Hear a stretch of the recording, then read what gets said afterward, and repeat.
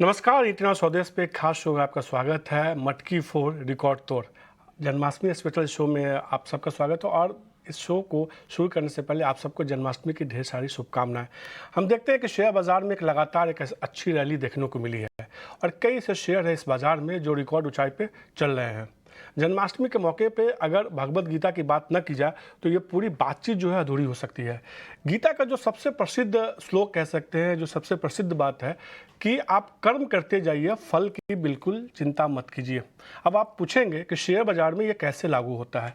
Share बाजार में सामान्य तौर पे ये कहा जाता है कि किसी शेयर को आप खरीदिए, जो भी आपके पास पूंजी हो, 1000, 10,000, 5,000 उसको खरीदिए, अच्छी कंपनियों को शेयर में खरीदिए और उसको रखिए, लंबे समय तक होल्ड कीजिए। मतलब कि आपने एक कर्म किया, आपने एक शेयर को खरीदा, चाहे वो इन्फोसिस हो, चाहे वो रिलायंस हो, चाहे वो बजाज फाइनेंस हो, चाहे वो आईटीसी हो, चाहे वो एचयूएल हो, चाहे वो बजाज ऑटो हो, किसी भी शेयर का आपने खरीदा, लंबे अंतराल तक अगर आपने होल्ड किया होता तो फल के तौर पे इन शेयरों में आपको कई गुना ज़्यादा रिटर्न मिलता। ये रिटर्न हो सकता है 100% भी हो, कुछ शेयरों में रिटर्न 1000% तक भी देखने को मिला है। इसी थीम को आज देखते हुए, समझते हुए, जो कि भगवत गीता का ये कोट कह सकते हैं, ये लाइन सबसे ज़्यादा प्रसिद्ध है, उसको देखते हुए हमने इस शो को पूरा प्लान किया है कि कई ऐसे शेयर हैं जिसमें रिकॉर्ड तेज़ी देखने को मिल रही है। और यही अगले आधे घंटे में हम चर्चा करेंगे मटकी फोड़ रिकॉर्ड तोड़।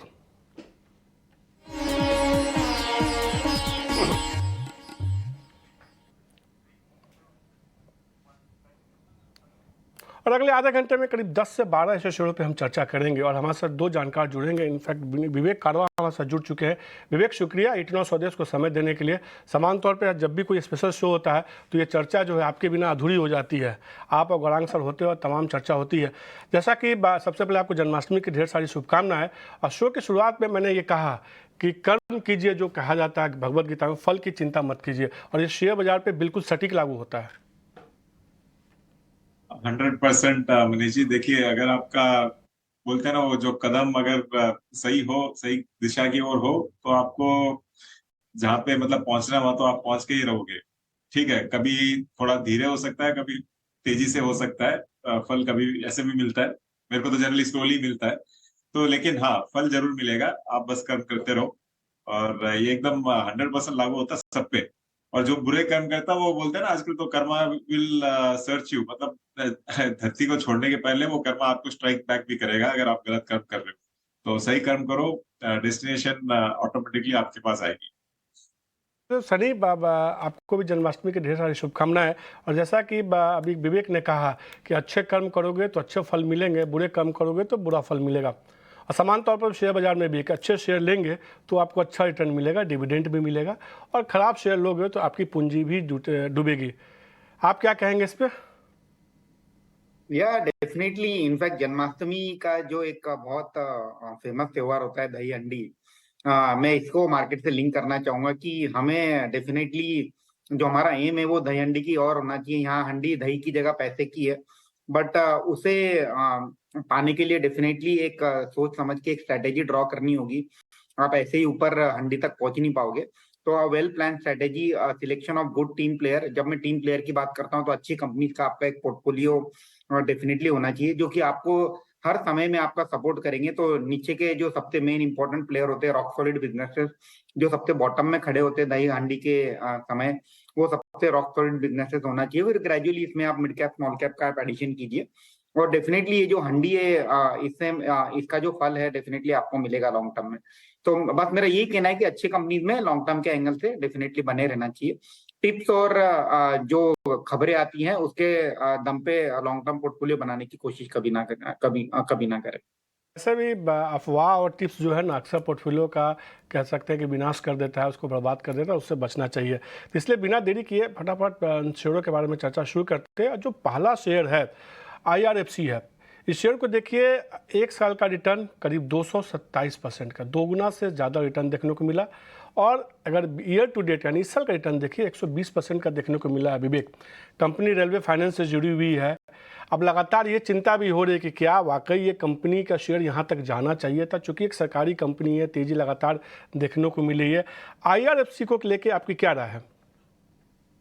देखिए मनीष जी, अभी थोड़ी देर पहले सही कदम की बात कर रहे थे, और बहुत समय बाद, मतलब गवर्नमेंट ऑफ भारत बोलूंगा मैं, गवर्नमेंट ऑफ भारत सही स्टेप्स लेने लगी है, और जो इंफ्रास्ट्रक्चर पे फोकस था सरकार का वो एकदम तंदुरुस्त होकर रखा है। और रेलवे आगे चल के भी यहाँ पे बहुत बड़ा नेटवर्क है अपना, और आगे चल के भी मुझे लग रहा है कि यहाँ से एक मल्टीफोल्ड आपको ग्रोथ मिल सकता है। IRFC इस रनअप के बावजूद महंगा नहीं लग रहा है मुझे, फैक्ट फेयर वैल्यूएशन पे है। मैंने शॉर्ट टर्म के लिए बोला है करीबन मतलब 73-74 जाना चाहिए ये, और स्टॉप लॉस आपको 65 लगाना चाहिए। ये सिर्फ शॉर्ट टर्म के लिए है, क्योंकि इनफैक्ट लॉन्गर टर्म के लिए भी आप इस शेयर को ले सकते हो। और मैं ये स्टॉप लॉस इसके लिए दे रहा हूँ कि मार्केट एकदम ऊंचे स्तरों पे है, आज भी देख रहे हैं कि एक प्रॉफिट बुकिंग आके रखी है। तो कभी भी ऐसे अगर टूटता है तो आपको वापस डाउन लेवल्स पे, मतलब नीचे जब भी आता है, ये आपको ऐड करना चाहिए पोर्टफोलियो में। तो महंगा नहीं है, वापस रिपीट करता हूँ, और आगे चल के मैं नहीं सरप्राइज होऊंगा अगर ये काफी ऊपर और वापस चला जाए तो श्योरली एक बाय ऑन डिप्स रहेगा, और फिलहाल शॉर्ट टर्म के लिए 65 स्टॉप लॉस रहेगा। 65 के स्टॉप लॉस के साथ आपके पास शेयर है तो होल्ड करके चल सकते हैं, नई खरीदारी भी करके चल सकते हैं। 73 तक का लक्ष्य देखने को मिल सकता है। सनी, क्या आप भी इस राय से सहमत है या आपका नजरिया थोड़ा अलग है? मेरा थोड़ा सा अलग नजरिया रहेगा, क्योंकि हमने IRFC में रिसेंटली देखा था कि एक न्यूज आई थी कि इसमें ऑफर फॉर सेल कहीं एक गवर्नमेंट प्लान कर रही है, और उसके चलते मुझे लगता है कि इसमें कहीं ना कहीं एक स्टॉक प्राइस का ओवरहैंग रहेगा। एट द सेम टाइम थोड़ा सा वैल्यूएशन, मुझे लुकिंग एट कि ये सिर्फ रेलवे सेक्टर में इनका एक्सपोजर है, थोड़ा सा वैल्यूएशन पे मुझे कंसर्न लगता है। तो मेरी ये राय रहेगी कि मे बी यहाँ एक प्रॉफिट बुक करके मे बी एक बार ऑफर फॉर सेल जब कंप्लीट हो जाता है, उसमें अगेन फिर से बाइंग कर सकता है रिटेल इन्वेस्टर। तो मेरी प्रॉफिट बुक करके ऑफर फॉर सेल में एंट्री करने की राय रहेगी। और पे जहाँ विवेक मान के चलते हैं कि होल्ड करना चाहिए, वहीं सनी कह रहे हैं कि शेयर में प्रॉफिट बुक कर लीजिए। नज़रिया अलग अलग है, इसको लेके आपको बहुत चिंतित होने की बात नहीं है। बाजार में बाय और सेल जो है, दो जब मैच होते हैं तभी कोई सौदा पंच होता है। तो ये राय है IRFC पे। जो अगला शेयर है कोचिन शिपयार्ड है। हमने देखा कि केरल राज्य सरकार की कंपनी, एक सरकारी कंपनी कह सकते हैं कि लगातार एक अच्छी रैली देखने को मिली इस शेयर में। एक साल में करीब 79% के आसपास का रिटर्न देखने को मिला है, और ईयर टू डेट भी एक शानदार रिटर्न देखने को मिला। तमाम शिपिंग स्टॉक्स में तेजी देखने को मिली। इस कंपनी से जुड़ी भी कई सारी बस चलती रही है कि डिफेंस से कुछ बड़े ऑर्डर मिल सकते हैं, और इन खबरों के दम पे एक लगातार रैली शेयर में देखने को मिली है। विवेक, कोचिन शिपयार्ड को लेकर क्या नजरिया है आपका? अभी ये शेयर ऑल टाइम हाई पे ट्रेड कर रहा है। देखिए मनीष, अभी आप जब डिफेंस की बात कर रहे थे और जो इंफ्रास्ट्रक्चर और कैपिटल गुड्स की भी बात है, कल जैसे भारत हेवी इलेक्ट्रिकल्स BHEL ने बोला था, कंपनी 45,000 मार्केट कैप की है, लेकिन उन्होंने क्या बोला कि FY25 में हमको हो सकता है कि 25,000 करोड़ का ऑर्डर्स मिले। तो ये हालत है ओवरऑल। तो आप डिफेंस, जितने भी डिफेंस कंपनीज है, इनफैक्ट एक कंपनी, सरकारी कंपनी है, वो उनका जो कॉन कॉल हुआ था, वो बोले थे कि अगले 5 साल के लिए हम लोग एकदम बुक्ड है। तो इसके लिए सेक्टर एकदम बुलिश है। लेकिन शॉर्ट टर्म में आप अगर देखो तो कोचिन शिपयार्ड काफी बढ़ चुका है, मतलब तो जो वैल्यूएशन है वो हाईली स्ट्रेच्ड है अभी। और मुझे लग रहा है कि इस रनअप के बाद एक बार अगर आप प्रॉफिट बुक करते हो तो वो इस बाजार में एक सही कदम रहेगा। जैसे थोड़ी देर पहले हम सही कदमों की बात कर रहे थे, तो सही कदम रहेगा। और जिनके पास ऑलरेडी है वो करीबन 905 का स्टॉप लॉस लगा के इसको होल्ड कर सकते हैं। लेकिन मैं वापस रिपीट करता हूँ, और सब कुछ ठीक है, कंपनी आगे चल के भी मुझे लग रहा है कि इनको कई ऑर्डर्स मिलेंगे, सब कुछ है, लेकिन ऑन डिप्स देखना चाहिए। यहाँ पे इन दामों पे प्रॉफिट बुकिंग की सलाह रहेगी, और जिनको होल्ड करना है वो 905 का स्टॉप लॉस लगा के होल्ड कर सकते हैं। तो एक बार के लिए जो आप चाहें तो मुनाफा वसूली शेयर में कर सकते हैं। थोड़ा वैल्यूएशन महंगा होता हुआ दिख रहा है, लेकिन कंपनी में कोई दिक्कत नहीं है। अगर आपको होल्ड करना है तो एक 905 रुपये का स्टॉप लॉस लगा ले। सनी, आपकी क्या राय होगी? डेफिनेटली जो पूरा सेक्टर है डेफिनेटली काफी अच्छा लग रहा है। लॉन्ग टर्म के एंगल से काफी अच्छे ऑर्डर आने की उम्मीद है ये पूरे शिपिंग सेक्टर में। तो मेरा भी लॉन्ग टर्म में व्यू पॉजिटिव रहेगा। अगेन बाय ऑन डिप की सलाह रहेगी। थोड़े से स्टॉक प्राइस काफी चल चुके हैं, तो बाय ऑन डिप की सलाह रहेगी। थोड़ा सा अपना जो इन्वेस्टमेंट होराइजन है थोड़ा लंबा भी रखना होगा यहाँ से। जो हमने देखा कि रिसेंटली जो मैसिव रैली पिछले 3-6 महीने में जितनी भी शिपिंग कंपनीज है, शायद वो रिटर्न इमीडिएटली अब 6 से 12 महीने में ना मिले, बट अगर आपका नजरिया 2 से 3 साल का है तो डेफिनेटली यहाँ अच्छे रिटर्न बनेंगे। तो बाय ऑन डिप की सलाह रहेगी मेरी कोचिंग शिपयार्ड में। तो गिरावट पे खरीदारी करने की सलाह होगी। और हम जिन शेयरों की चर्चा कर रहे हैं तमाम शेयर इस बाजार में ऑल टाइम हाई पे ट्रेड कर रहे हैं। हालांकि निफ्टी अपनी ऑल टाइम हाई से नीचे है, लेकिन ये शेयर जो है ऑल टाइम हाई पे ट्रेड कर रहे हैं। विवेक और सनी, आपसे एक और रिक्वेस्ट होगा, थोड़ा जवाब छोटे रखें क्योंकि शेयर्स बहुत ज़्यादा है, थोड़ा जल्दी में दे। शेयर्स बहुत ज़्यादा है और दर्शकों का ये बार बार आता है कमेंट, वो करते हैं कि नहीं शेयर्स ज़्यादा से ज़्यादा हमें बताइए। जो अगला शेयर होगा जिसमें हमने देखा एक अच्छी रैली देखने को मिली, केबल स्टॉक्स देखिए, खासतौर पर वैसी कंपनियां जो वायरिंग केबल के कारोबार में हैं। पॉलीकैब एक शेयर है जिसने एक शानदार परफॉर्मेंस दिखाया है। अगर इस साल के रिटर्न की बात की जाए तो करीब हमने 112% के आसपास का रिटर्न दिखा है। अगर एक साल के रिटर्न की बात की जाए तो दोगुना से ज़्यादा रिटर्न आ चुका है। अब 5300 के आसपास ये शेयर ट्रेड कर रहा है। विवेक, पॉलीकैब को लेकर क्या राय है आपकी?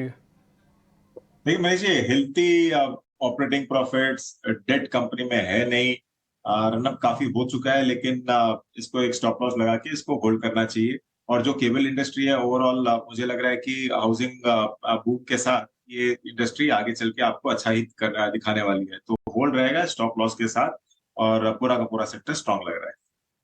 कीजिए 5475 का लक्ष्य होगा, 5185 रुपये का आपको इसमें स्टॉपर लगाना होगा। सनी, आपकी क्या राय है? मेरी राय रहेगी पॉलीकैब में डेफिनेटली एक शॉर्ट टर्म में काफी अच्छी रैली हमने देख ली है, क्योंकि इसमें जितना भी पॉजिटिविटी थी वो कहीं ना कहीं प्राइस इन हो चुकी है। बाय ऑन डिप की राय रहेगी मेरी, लॉन्ग टर्म के एंगल से बाय ऑन डिप करना चाहिए। अगर अगर आपका कहीं अच्छा प्रॉफिट बन रहा है तो प्रॉफिट बुक करके may be at lower level फिर से एंटर कर सकते हैं। तो गिरावट पे खरीदारी करने की सलाह, लेकिन अगर इस लेवल पे आप चाहें तो एक बार के लिए मुनाफा वसूली करके शेयर में निकल सकते हैं। कुछ शेयर हमारे जानकार बता भी रहे हैं कि जिसमें खरीदारी करनी चाहिए, आप उसमें चाहें तो स्विच कर सकते हैं। अब एक थीम पे चर्चा करते हैं, वर्ल्ड कप। वर्ल्ड कप के टीम का ऐलान हो चुका है और हम देख रहे हैं कि वैसी कंपनियां जिसको कहीं ना कहीं वर्ल्ड कप की वजह से फ़ायदा होता हुआ दिखेगा, चाहे वो वैसी कंपनियां जो कोल्ड ड्रिंक्स के कारोबार में हो, या सॉफ्ट ड्रिंक बनाती हो, या पिज़्ज़ा के कारोबार में हो, बर्गर के कारोबार में। इस क्रम में जो मेरा 2 शेयर होगा, पहले होगा वरुण बेवरेज, जिस पे मैं जानना चाहता हूँ 40% का रिटर्न जो है इस शेयर ने जो है बीते एक साल में दिया है, और इस साल तो रिटर्न शानदार देखने को मिला है 81% के आसपास का।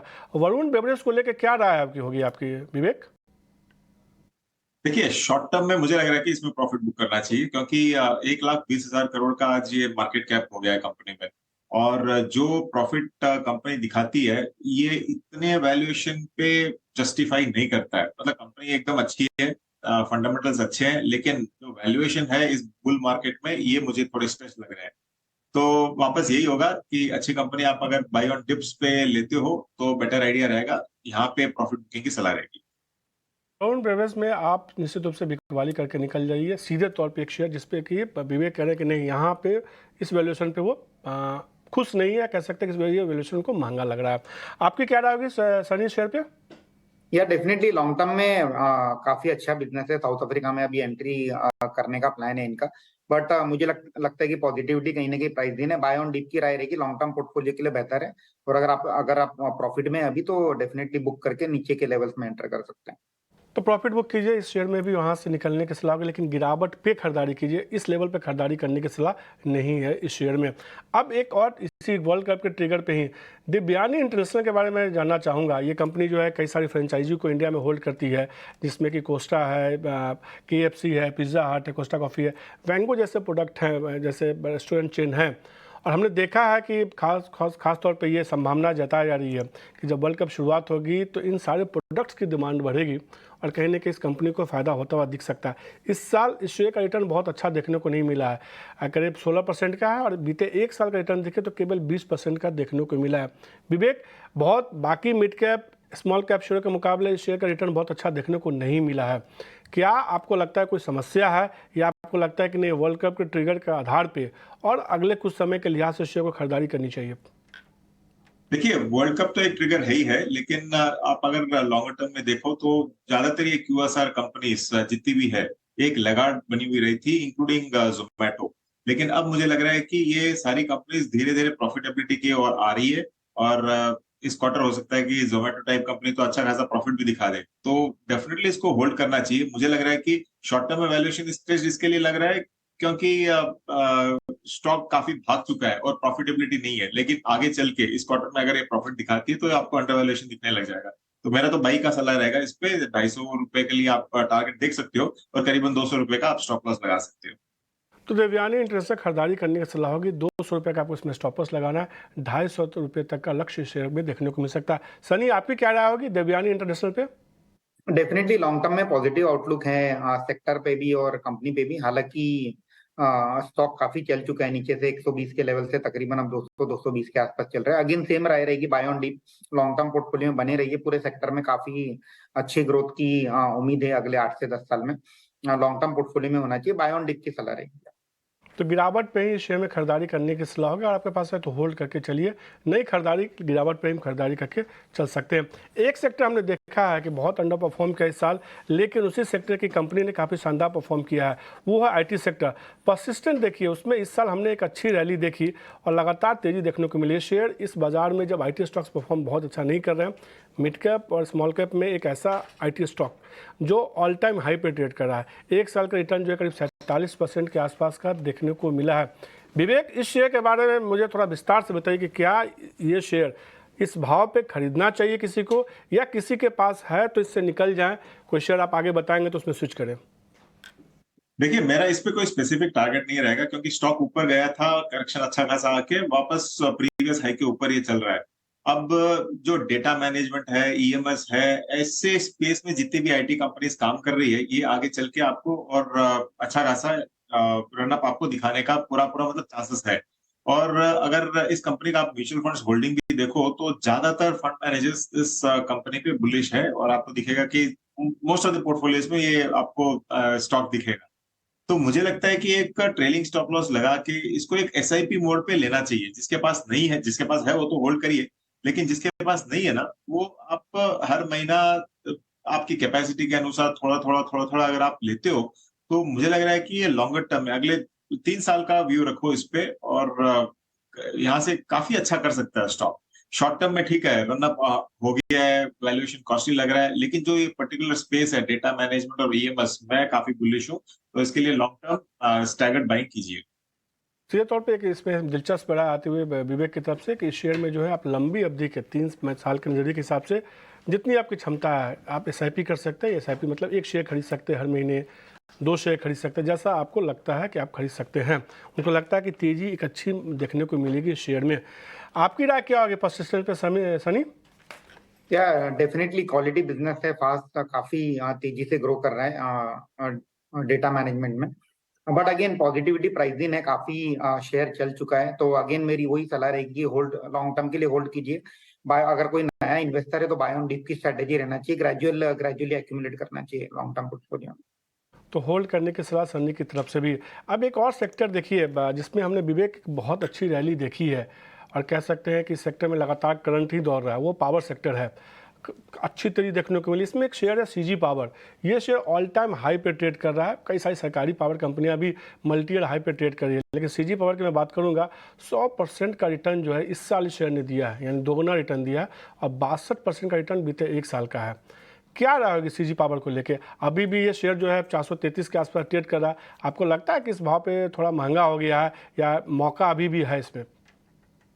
देखिए, अगर हिस्ट्री देखो तो कंपनी काफी खराब कर रही थी, और उसके बाद में टीआई ने इसको टेक ओवर किया। आज ये ट्यूब इन्वेस्टमेंट्स की कंपनी है, और उसके बाद में कंपनी में रिवाइवल हुआ है, और स्टॉक काफी रनअप दिखा के मोस्ट ऑफ द जो पॉजिटिव है आज के दिन वो इसमें फैक्टर्ड इन है। आगे चल के पावर सेक्टर इंडिया में तो मैं तो कई बार बोलता हूँ कि मल्टीफोल्ड रिटर्न्स आपको दिखेगा, लेकिन हाँ, शॉर्टर टर्म में काफी महंगा है, तो इसके लिए आपको प्रॉफिट बुक करना चाहिए। एक बार अगर स्टॉक करेक्शन हो जाता है, मतलब 7-10% अगर करेक्शन होता है, तो इसमें फिर री एंट्री कर सकते हो। आज के दिन अच्छे ग्रुप के साथ है, मैनेजमेंट अच्छा, सब कुछ है, खाली एक वैल्यूएशन का कंसर्न है, वो आपको कोई भी मार्केट करेक्शन में अच्छा वैल्यूएशन पे वापस मिल सकता है। तो इसके लिए सेल रहेगा टेम्परेरीली, और बाई ऑन टिप्स रहेगा। बिकवाली करके शेयर से निकल जाइए। नीचे आता है तो फिर आप खरीदारी कर सकते हैं। अभी के लेवल पे बिकवाली करने की सलाह होगी। सनी, आपकी तरफ से क्या रहा होगी सीजी पावर पे? मेरी भी वही राय रहेगी कि करंटली पॉजिटिव जितने भी पॉजिटिव फैक्टर्स है कहीं ना कहीं प्राइसिंग है प्राइस में, तो प्रॉफिट बुक करके लोअर लेवल्स पे एंट्री करना चाहिए। लॉन्ग टर्म में डेफिनेटली आउटलुक काफी अच्छा है कंपनी का, whether it is on transformer side या मोटर साइड, सभी बिजनेसेस में अच्छी ग्रोथ देखने मिलेगी। बट वैल्यूएशन के लिहाज से थोड़ा सा महंगा है। प्रॉफिट बुक करके लोअर लेवल पे एंटर कीजिए तो कहीं ना कहीं रिस्क रिवॉर्ड फेवरेबल रहेगा। गिरावट पे खरीदारी करने की सलाह होगी, इस लेवल पे आपके पास है तो एक बार के लिए मुनाफा वसूली कर लें। अब बात रेमंड की करते हैं। ये एक ऐसा शेयर जिसने जो है इस साल एक अच्छा रिटर्न दिया है और कई सारे ट्रिगर अब इस कंपनी में आते हुए देखिए। इस साल करीब 123% का रिटर्न दिया है, बीते एक साल का रिटर्न देखिए तो करीब 46% का देखने को मिला। अब ये ट्रिगर हमने देखा कि पिछले दिनों कुछ ब्रोकरेज हाउसेज ने इसको अब कवरेज शुरू किया, बड़े लक्ष्य दिए 2600 रुपये तक का। और अब तो ये ट्रिगर भी है कि कंपनी जो है अपने रियल एस्टेट सेगमेंट को जो है डिमर्ज करके आने वाले दिनों में लिस्ट भी करवा सकती है। ये तमाम ट्रिगर्स क्या फैक्टर इन हो चुके हैं इसमें विवेक, या आपको लगता है कि नहीं अभी तो तेजी की शुरुआत हुई है और देखने को मिल सकती है? तो मनीष, ईमानदारी से अगर मैं बोलूं तो पिछली बार जब आपसे बात हो रही थी तो मैंने रेमेंड में बोला था कि 3,000 रुपया भी जाएगा। लेकिन फिर जैसे आपने कहा most of the brokerage reports आपको 2600 दिखा रही है। मुझे एक बात पूछनी है। बेईमानी से तो आप बोलते नहीं है कभी, तो इस शेयर में ईमानदारी से बोलने की वजह क्या है? तो नहीं, इसको कन्फेशन समझ लीजिए आप। जब ये रिपोर्ट ज्यादातर देखी ना जो 2600-2700 की रेंज में दिखा रहे हैं, तो मैं सोचा कहीं मैं तो ज्यादा एग्रेसिव नहीं हो करके मैंने भी 2600 टारगेट दे दिया आपके पीसीआर को। तो मुझे लग रहा है कि ये बाई रहेगा। और जितने भी कॉन कॉल वगैरह हुआ है मैनेजमेंट के साथ, मैनेजमेंट बहुत क्लियर है कि डेट को कैसे मैनेज करेगी और आगे चल के हो सकता है कि डीमर्जर भी हो। तो रियल एस्टेट और टेक्सटाइल अच्छा कर रहा है, रियल एस्टेट तो एकदम शानदार कर रहा है। तो स्टॉक यहाँ पे भी actually valuation wise under valuation दिख रहा है मुझे। तो 2600 जो यूनानिमस व्यू है मार्केट का वो तो आएगा ही आएगा लग रहा है। और अगर 3,000 रुपये आ जाए तो मैं सरप्राइज नहीं हूँ। तो एक शेयर जिस पे स्ट्रांग बाय करने की सलाह दी, अभी तक उन्होंने परसिस्टेंट में एसआईपी की बात की और रेमंड उनको लगता है यहाँ से मजबूती दिखा सकता है, 2600 रुपये तक का लक्ष्य हो सकता है। 2070 का आपको इसमें स्टॉपर्स लगाने की उन्होंने सलाह दी है। सनी, आपकी क्या राय होगी रेमंड को लेकर? पॉजिटिव व्यू रहेगा। ऑलरेडी रिटेल बिजनेस का डीमर्जर अनाउंस हो चुका है, आगे जाके रियल एस्टेट बिजनेस का भी जा करके हम देखेंगे। In fact we can say all cylinders are firing simultaneously, तो डेफिनेटली बाय करना चाहिए at any dip, definitely add करना चाहिए। और लॉन्ग टर्म के जो टारगेट है डेफिनेटली 2800-3000 के आसपास के रहेंगे। 3000 तक का लक्ष्य देखने को मिल सकता है। ऑटो सेक्टर के बिना ये पूरी जो चर्चा है ना वो अधूरी रह जाएगी। भारत फोर्स को लेकर क्या रहा है? रिटर्न बहुत अच्छा तो नहीं देखने को मिला है बाकी शेयरों के मुकाबले, जैसा अब तक हमने बताया है। इस शेयर का अगर एक साल का रिटर्न देखें केवल 24% के आसपास का है, ऑल टाइम हाई पे शेयर ट्रेड कर रहा है। इस साल का रिटर्न 43% का है। क्या भारत फोर्स आपको पसंद है क्या इस लेवल पे विवेक? किसको पूछ? विवेक आपसे। ओके मनीष जी, देखिए भारत फौज पे मैं मतलब 5-10 मिनट बात कर सकता हूँ, लेकिन क्योंकि आपने पहले कह दिया कि शॉर्ट रखना है सब चीजों को। देखिए कंपनी आज तक ज्यादातर लोग यही समझ रहे हैं कि खाली फोर्जिंग में है, लेकिन उन्होंने इतना धीरे धीरे इन्वेस्टमेंट किया है डिफेंस सेक्टर में कि आज ये बहुत बड़ा डिफेंस प्ले है। और मुझे लग रहा है कि आपको कम से कम 3 साल के लिए इसको होल्ड रखना चाहिए। और मैं नहीं सरप्राइज होऊंगा अगर ये यहाँ से डबल भी हो जाए तो लॉन्गर टर्म बहुत बुलिश हूं मैं भारत फोर्स पे। और जैसे शुरुआत में हम लोग बात कर रहे थे डिफेंस सेक्टर की, तो मतलब बड़े बड़े आर्मर्ड व्हीकल्स भी बनाने लग गई है कंपनी। तो डेफिनेटली बाई रहेगा, होल्ड रहेगा किसी के पास अगर है, और 3 साल के लिए इसको रखिए, बहुत अच्छा टारगेट दिखा सकता है। तो रखिए, अच्छी मजबूती देखने को मिल सकता है, यहाँ से डबल भी हो सकता है 3 साल के नजरिए के हिसाब से। 1800 तक का लक्ष्य मान के चलना। सनी, आपकी तरफ से क्या राय होगी? डेफिनेटली डिफेंस का एक बहुत अच्छा प्ले है। काफी जो कंपनी ने पिछले 2-3 साल में जो एफर्ट डाला है डिफेंस में, उसके आउटपुट अब हमें देखने मिलेंगे आगे जा करके। तो obviously a play on automobile as well as defence काफी अच्छा कॉम्बो प्ले है with a rock solid promoter. Definitely hold करना चाहिए। इनफैक्ट अगर कोई फिर नया पैसा भी लगाना चाहता है तो ग्रेजुअली से एक्यूमुलेट करके लॉन्ग टर्म पोर्टफोलियो में एसआईपी रूट के थ्रू एक्यूमुलेट कर सकते हैं। तो ये रहा आते हुए होल्ड करने की सलाह, और आप इस शेयर को एसआईपी के तौर पे भी आप देख के चल सकते हैं। रियल्टी स्टॉक्स हमने देखा है कि अच्छा परफॉर्म किया इस साल। हालांकि एक रियल्टी स्टॉक जिसकी मैं बात करने वाला हूँ उसका परफॉर्मेंस बहुत अच्छा देखने को नहीं मिला, इसलिए मैंने इसको चर्चा में शामिल किया। शेयर ऑल टाइम हाई पे ट्रेड करा। ओबराय रियल्टी 32% का कह सकते हैं कि इस शेयर का जो है रिटर्न है बीते एक साल का, और इस साल का रिटर्न केवल 10% का है। ओबराय रियल्टी को लेकर क्या कोई समस्या है या आपको लगता है कि अभी तक नहीं चला, यहाँ से एक अच्छी मजबूती देखने को मिल सकती है विवेक? नहीं, नहीं चला नहीं बोल सकते, मतलब करीबन 800 से लेके 1100 के ऊपर आज चल रहा है, लेकिन ओवरऑल रियलिटी पे मुझे लग रहा है कि व्यू अभी भी बुलिश रहेगा। और जिस हिसाब से प्रोजेक्ट्स आ रहे हैं, जिस हिसाब से वो प्री बुकिंग में सेल्स भी हो रहे हैं, मुझे लग रहा है कि ये जो जितनी भी दिग्गज कंपनीज है रियलिटी स्पेस में, इंक्लूडिंग ओबरॉय रियलिटी, यहाँ से और भी अच्छा करेगी। तो होल्ड की ही सलाह रहेगी, कोई स्पेसिफिक टारगेट नहीं है मेरा इसमें, लेकिन हाँ, आप एक ट्रेलिंग स्टॉप लॉस लगा सकते हो इस पे और इसको होल्ड कर सकते हो। अगर जब भी मतलब 10-1% अगर करेक्शन आता है तो आपको निकल जाना चाहिए, नहीं तो इसको बढ़ाते रहो और हो सकता है कि ऊपर उठ जाएगा। ये आपकी तरफ से क्या रहा होगा ओवरऑल रिलेटिव पे, जल्दी से बताइए। या डेफिनेटली फर्स्ट क्वार्टर इनका वीक था, क्योंकि मुझे लगता है कि कहीं ना कहीं इनकी जो लॉन्च पाइपलाइन थी वो कहीं ड्राई अप हुई थी। अब सेकंड क्वार्टर में इनका जो मुलुंड का प्रोजेक्ट है वो डेफिनेटली वहां से एक अच्छा रिस्पॉन्स मिलेगा। One of the quality real estate player है, मुंबई में काफी बड़ा एक्सपोजर है, तो बने रहना चाहिए मेरे हिसाब से ओवरऑल रियलिटी में लॉन्ग टर्म के एंगल से।